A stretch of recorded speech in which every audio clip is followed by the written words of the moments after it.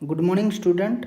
आज भिडियो आम पढ़ा अर्थव्यवस्थार केंद्रीय समस्या बड़े सेंट्रल प्रॉब्लम ऑफ इकोनॉमी।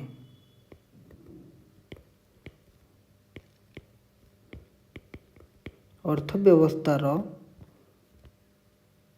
केंद्रीय समस्या बड़े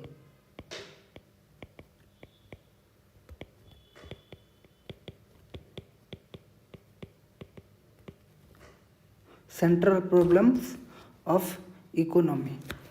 केंद्रीय समस्या कहले मुख्य समस्या कहले गोटे देशर गोटे अर्थव्यवस्थार गोटे अर्थनीतिर हुए तो सेटा भारत अर्थव्यवस्था होता पारे कि पाकिस्तान अर्थव्यवस्था होता पारे कि चाइना अर्थव्यवस्था होता पारे जोटा कि आम अर्थनीति मध्य कहू।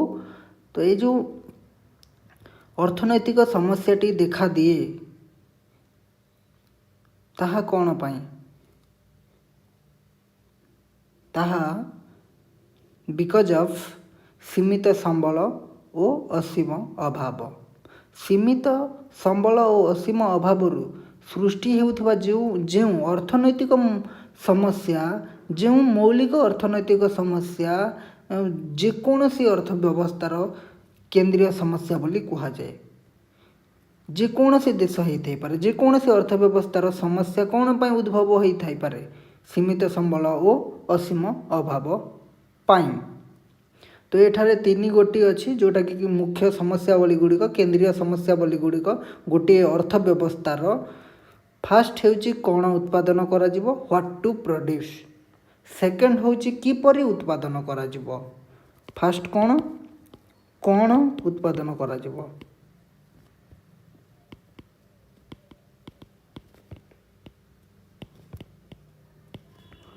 कौन उत्पादन करा जिवो व्हाट टू प्रोड्यूस। सेकंड किपरि उत्पादन करा जिवो हाउ टू प्रोड्यूस। थर्ड हेउछि कहा पाई उत्पादन करा जिवो फॉर हुम टू प्रोड्यूस। तो प्रथम आम देखा कौन उत्पादन करा जिवो। कौन उत्पादन करा जिवो रे दुईटी जिनिस को मुख्यतः गुरुत्व दि जाई थाए। फास्ट हेउछि केउं द्रव्य क्यों द्रव्य आमको सिलेक्शन करने को पड़े आम क्यों द्रव्यटी उत्पादन करवा आदर एप्पल अधिक उत्पादन करवा और बिस्किट अधिक उत्पादन करवा और मैंगोज अधिक उत्पादन करवा और मोबाइल फोन अधिक उत्पादन करवा और लैपटॉप अधिक उत्पादन करवा। क्यों द्रव्य आम पाई आम समाज पाई भल आम देश पाई भल अधिक अस्त्र शस्त्र गुड़िक उत्पादन करवा ना अधिक उपभोग द्रव्य खाद्य गुड़िक अधिक उत्पादन करवा धान गहम ये सब अधिक उत्पादन करवा।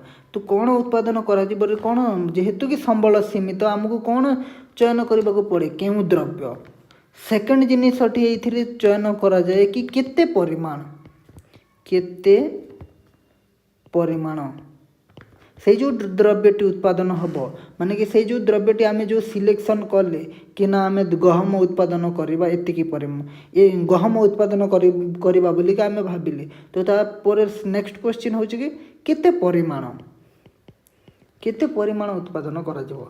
तो ये कौन उत्पादन करा जीवरे संबलर आवंटन समस्या आसी थाए आउ एथिरे निर्णय करा जाए कि क्यों द्रव्य और सेवा उत्पादन करा जिवो एवं केते परिमाण रे उत्पादन करा जिवो ताहा निर्णय करबा ही संबलर आवंटन समस्या बा कौन उत्पादन करा जिवो एही समस्याटी आसी थाए।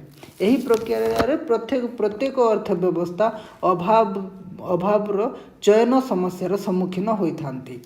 चयन समस्यार सम्मुखीन होइथांती कि क्यों द्रव्यटे आम चयन करवा अधिक युद्धास्त्र गुड़िक उत्पादन करवा ना अधिक आम जोटा कि खाद्य शस्य गुड़िक अधिक उत्पादन करवा। तो ताहा निर्णय करा जाय थाए। तो यह थिला कौन उत्पादन करा जिवो। नेक्स्ट होची कि किपरि उत्पादन करा जिवो। किपरि उत्पादन करा जिवो किपरि उत्पादन करा जिवो हाउ टू प्रोड्यूस आमे जो द्रव्यटी सिलेक्शन करिचे फास्ट पॉइंट रे ताकू आमे केमिति उत्पादन करबा। सपोज आमे धान उत्पादन करबा पई आमे निर्णय करिचे आउ एठी 20 क्विंटाल्स 20 क्विंटाल उत्पादन करने को सपोज आमे चाहूचे तो एथिरे देखिबा किपरि उत्पादन करा जिवो धानटी आइदर आमे मेसिनारीज रे ट्रैक्टर साहाय्य रे करि परिबा और आइदर पुरातन परि नंगल हल नंगल रे आम चाष करि परिबा पुरातन पद्धति रे मध्य करि परिबा नूतन पद्धति मध्य रे चाष करि परिबा तो कौन सी द्रव्य को आम दुईटी पद्धति रे एठी करि परिबा फास्ट वन होउची कि जोटा कि श्रम सघन पद्धति कहा जाए श्रम सघन पद्धति सेकेंड टी होउची पुंजी सघन पद्धति पुंजी सघन पद्धति तो एथिरे आमे किपरि उत्पादन करा जिवो ताहा निर्णय कला बेले आमे देखू कि आम पाखरे दुईटी पद्धति अछि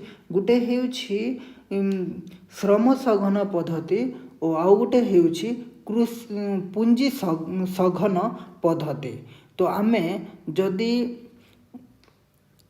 आमे जोटा माने कि द्रव्यटी उत्पादन करूचे यह को आमे जो द्रव्यटी उत्पादन करूचे ताकू जदि आमे जदि कौन करवा लोक मानक द्वारा करवा सपोज लोक मानक द्वारा करवा श्रमिक मानक द्वारा चाषटा करवा जदि श्रमिक मानक द्वारा जदि चाष करवा किंबा आमे जदि गोटे रास्ताटे निर्माण करूचे तो लोक मानक द्वारा भी करि परबा किंबा रूलर किंबा बोल्डोजर द्वारा जो मेसिनारीज द्वारा मध्य रास्ताटी करि परबा तो जदि आमे आउ गोटे एग्जाम्पल जदि देखा पारंपरिक भाषा पारंपरिक भावे किंबा पुरातन भावे जदि हल नंगल रे जदि साहाय्य जदि चाष करा जिवो मध्य हे परिबो जोटा कि श्रम सघन पद्धति कह जाए लोक मानक द्वारा श्रम द्वारा जदि आम चाषटा करबा सेटा को श्रम सघन पद्धति कह जाए जदि आम लोक मानक द्वारा जदि करूचे आउ गोटे होची जदि आधुनिक कृषि यंत्र ट्रैक्टर साहाय्य रे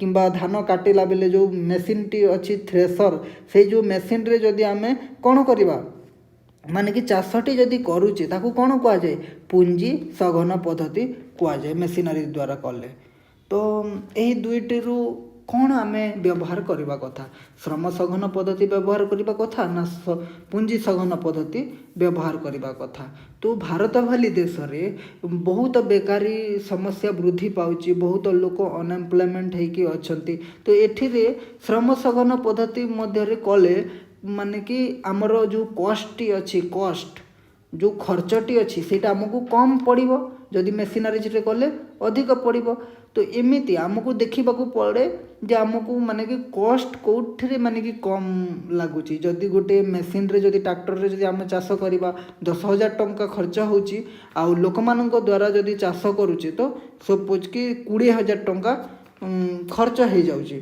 तो आम सेतिके बेले कौन करवा मेसिनारीज रे चाष करवा तो मेसिनारीज रे करवा एमिति भी कहा जाय परिबोनी कि अधिक लोक अछंती तो आम श्रम सघन रे करवा कथा एटा देखा जाएनी मुख्यतः कौन देखा जाए सब बेले माने कि खर्चटा को देखा जाए जड़े जदि किछि भी उत्पादन करुची तो केमिति करी उत्पादन कले कम खर्च हेबो और केमिति अधिक आम आउटपुटटा पाई परिबा अमलटा अधिक पाई परिबा खर्चटा कम करके तो सेई साधनर संयोग निया जाए से साधनर संयोग अधिक श्रम लागिबो ना अधिक पुंजी लागिबो तो से जो कॉम्बिनेशन टी व्यवहार करा जाए आ उत्पादन करा जाए जहाँ द्वारा कि खर्च कम आसुथिबा दरकार आउ जो उत्पादन होउथिबो से द्रव्यटी अधिक हेउथिबा दरकार तो सर्वनिम्न व्यय करिकी आमे कोन करि परिबा अधिक आदाय आयटा जदि करि पारुचे ताहेले सेटा गोटे अर्थ व्यवस्था पई बहुत भल नेक्स्ट देखिबा कि थर्ड पॉइंट होची कहा पाई उत्पादन करा जिवो कहा पाई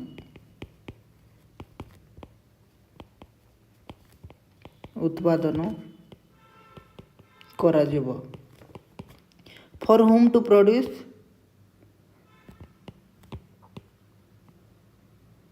तो एथिरे आमे किछि भी द्रव्य जदि उत्पादन करूचे तार चारि गोटी कौन अच्छी साधन अच्छी उत्पादन चारि गोटी साधन अच्छी भूमि श्रम पुंजी और संगठन भूमि श्रम पुंजी और संगठन ये चारिटी उत्पादन साधन गुड़िक कौन क्यों लगे उत्पादन रे लगे तो देखिबा श्रम श्रम ଶ୍ରମ ଯେଉଁଟାକି କିଛି ଦ୍ରବ୍ୟ ଉତ୍ପାଦନ ହେଉଛି ତା ପାଇଁ କ'ଣ ଦିଆଯାଏ?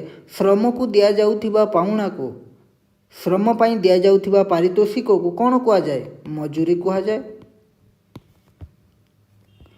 ପୁଞ୍ଜି ପାଇଁ ଦିଆଯାଉଥିବା ପାରିତୋଷିକକୁ, ପୁଞ୍ଜି ପାଇଁ ଦିଆଯାଉଥିବା ପାରିତୋଷିକକୁ ସୁଧ କୁହାଯାଏ।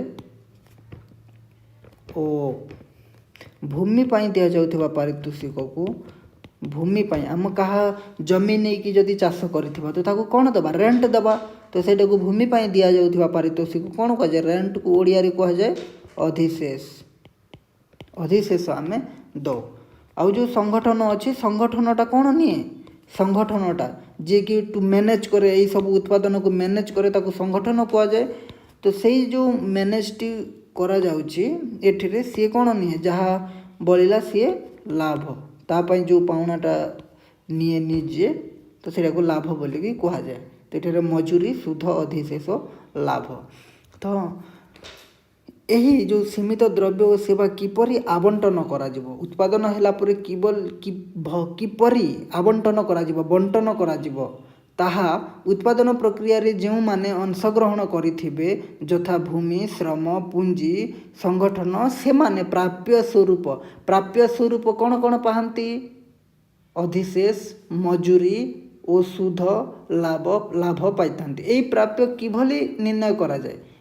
ଏହା ନିର୍ଣ୍ଣୟ କରାଯାଏ ଯେମିତିକି ପାଉଣା ଗୁଡ଼ାକ, ଏହା ବଣ୍ଟନ ତତ୍ତ୍ୱ, ଯେଉଁଟାକି ଡିଷ୍ଟ୍ରିବ୍ୟୁସନ୍ ଥିଓରି ବୋଲିକି ସେହି ବିଷୟବସ୍ତୁରେ ଏହା ପଢ଼ାଯାଏ। ବଣ୍ଟନ ତତ୍ତ୍ୱରେ କିପରି ତାଙ୍କର ୱେଜ୍ଟା କେତେ ହେବ, ରେଣ୍ଟ କେତେ ଦିଆଯିବ, ରେଣ୍ଟ ଅଧିଶେଷ କେତେ ଦିଆଯିବ, ସୁଧ କେତେ ଦିଆଯିବ।